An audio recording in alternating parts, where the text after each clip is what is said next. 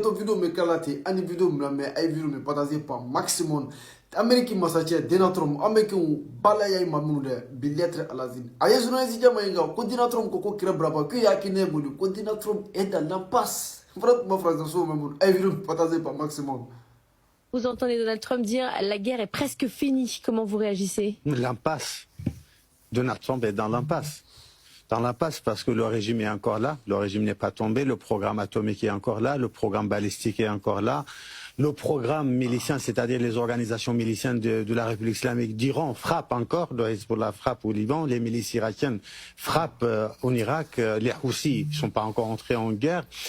Et désormais, la République islamique d'Iran s'est débarrassée d'un guide qui avait 86 ans, qui était mou, qui était très nuancé, qui réagissait pas. Désormais, ils ont un chef, un nouveau chef, son fils, bien radicalisé, qui est pour la radicalisation, d'où la conflictualité, qui attaque tous les pays, l'Arabie Saoudite, les Émirats, le Koweït. Attendez, à vous entendre, on a l'impression que les États-Unis ont rendu service aux gardiens de la Révolution. Si la guerre s'arrête là, oui. Si la guerre s'arrête là, les Pasdaran ont gagné la guerre. Quel était leur objectif? C'est rester en place. Quel était leur objectif? C'est résister. Quel était leur objectif? C'est renouveler la République islamique d'Iran. Aujourd'hui, est-ce qu'on a libéré un seul village en Iran? Un seul village? Non. Une seule rue? Non. Bien évidemment, il y a une supériorité très importante américano-israélienne. Ils ont la main, bien évidemment, sur le ciel iranien. Ils peuvent frapper à tout moment, nuit et jour, partout. Mais est-ce que vous avez vu déjà à travers toute notre histoire de l'humanité, partout où notre histoire récente, un régime du type République islamique d'Iran tombe avec les bombardements? Moi, je ne l'ai jamais vu.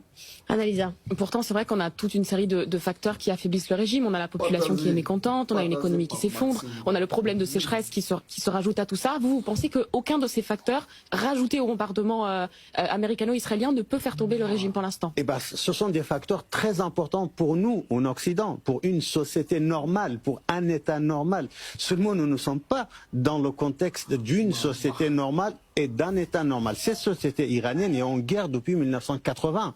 80 avec l'Irak, 80-88, et ensuite 88 jusqu'à 2003 sous l'embargo, et ensuite l'embargo s'intensifie, les sanctions américaines, européennes, etc. Cette société n'a jamais vécu un État normal. Et ensuite, le régime, cet État-là, son objectif, c'est pas la sécheresse, c'est pas le réchauffement climatique, c'est pas les frappes, c'est pas les bombardements.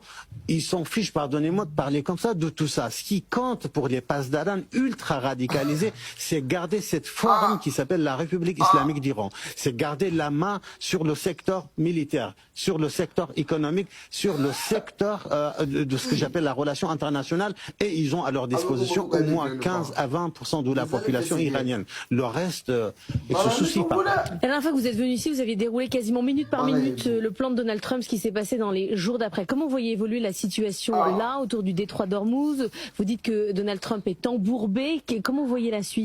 Écoutez, le problème, c'est qu'il s'est pris à son propre piège. Vous voulez chuter le régime, vous voulez faire tomber le régime, il faut ou bien engager des troupes au sol, comme ce qui a été le cas pour l'Irak de Saddam Hussein. Et là, à ce jour, ils se refusent.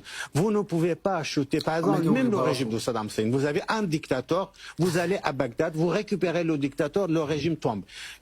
Dans le scénario iranien, vous n'avez pas une personne. Vous décapitez Khamenei, il y aura un deuxième Khamenei. Vous décapitez le deuxième, il y aura un autre guide suprême. Il y a une institutionnalisation de la République islamique d'Iran. Pour faire chuter ce régime, il faut aller jusqu'à Téhéran et il faut occuper le terrain, ce qui n'est pas le cas pour Donald Trump. Il faut absolument pas. Le deuxième scénario, c'est la défection de l'armée régulière par rapport aux Pasdaran.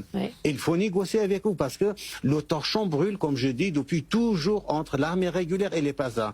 À ce jour-là, nous n'avons aucun signe. La troisième option, c'est aider la population iranienne pour renverser le régime. Au moment où la population iranienne était dans la rue, ils ont assassiné 33 000 Iraniens. Ils avaient besoin de l'aide des États-Unis d'Amérique. Donald Trump a dit l'aide arrive, restez dans la rue, mais cette aide n'est jamais arrivée. Et la dernière option, c'est armer l'opposition iranienne, unifier l'opposition iranienne, les regrouper dans une plateforme, ce qui n'est absolument pas le cas. Alors donc aujourd'hui, Donald Trump, il faut arrêter cette guerre-là tout de suite, maintenant, parce que le prix du baril monte de 58 à 78, 98. Il est fort probable qu'on arrive à 150 $, n'est-ce pas? On est redescendu là, après des propos de Donald Trump. Parce qu'il y a une déclaration. C'est quoi la déclaration hier? Il est fort probable que j'arrête cette guerre au bout de 2 ou 3 jours. Rapidement, et rapidement. Alors dans ce cas-là, comment vous allez traiter avec le régime de la République islamique d'Iran? C'est-à-dire quoi? C'est-à-dire tout ça pour ça? Tout ce qu'on a fait pour ça? Alors donc c'est l'échec total. Si la guerre s'arrête là, c'est l'échec total pour Donald Trump personnellement. Donc vous voyez une guerre longue? Ah oui, si jamais on n'engage pas les troupes au sol. Regardez, l'organisation d'État islamique, Daesh, n'était pas un vrai État. C'est juste une organisation terroriste qui a construit un micro-État entre Raqqa et Mossoul, entre la Syrie et l'Irak. On a mis combien de temps pour éradiquer ça? 3 ans, de 2014 à 2017, parce qu'on n'avait pas des troupes au sol et parce qu'on a envoyé les Kurdes autant que troupes au sol pour aller jusqu'à Raqqa. Ça a pris 3 longues années. Alors aujourd'hui, vous êtes dans le contexte de la République islamique d'Iran. 90 millions d'habitants, un pays 3 fois plus grand que la France, qui dispose des passes d'Aran, des Basiji, du service de renseignement, des missiles balistiques, programmes atomiques, des organisations miliciennes. Vous voulez finir cette guerre en 2 ou 3 jours? Annalisa, vous imaginez une implication un peu accrue de la Chine et de la Russie? Pour l'instant, on les sent très timides. Non, c'est pas la guerre de la Chine ni de la Russie. La Chine, sa priorité, de toutes les priorités, c'est l'économie. On sait très bien ce qui compte pour le facteur déterminant de sa politique étrangère, c'est l'économie. La Chine pourra faire l'économie avec la République islamique d'Iran d'aujourd'hui, comme avec un autre régime d'hier.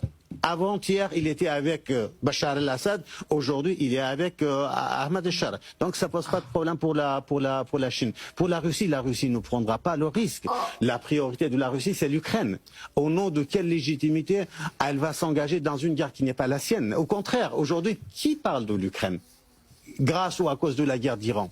Plus personne. Voilà, plus personne. Donc le champ est libre pour Vladimir. Au nom de quelle légitimité? En quel droit? Pourquoi? Pour quel intérêt Vladimir Poutine va s'engager dans une guerre qui n'est pas la sienne? Et quand on parle des munitions iraniennes en disant ça s'essouffle, il y a de moins en moins de drones, de moins en moins d'obus, vous dites non, c'est une vision européenne? C'est probable. Le premier jour, il y avait 360 missiles balistiques intelligents qui tombaient sur Israël, l'Arabie Saoudite, le Koweït, les Émirats, l'Irak, etc. Aujourd'hui, on arrive à 12, à 13, à 15 missiles. Mais ce n'est pas... Et même avec 0 missile, ça ne posera pas de problème aux Iraniens. Pourquoi ça ne posera pas de problème? Parce que la République est là, parce que le régime est là. Si à un moment donné il n'y aura plus de drones, mais c'est pas grave, on n'envoie plus des drones en Israël ou en Arabie Saoudite, les autres. Mais c'est pas grave. Pourquoi? Parce que le territoire est là, l'État est là, la République islamique est là. Leur raison de vie, c'est-à-dire la justification pour laquelle leur existence depuis 1979 a été créée, c'est la République islamique d'Iran. C'est le bien commun. Et même hier après-midi, on n'a pas fait attention à Ayatollah Sistani.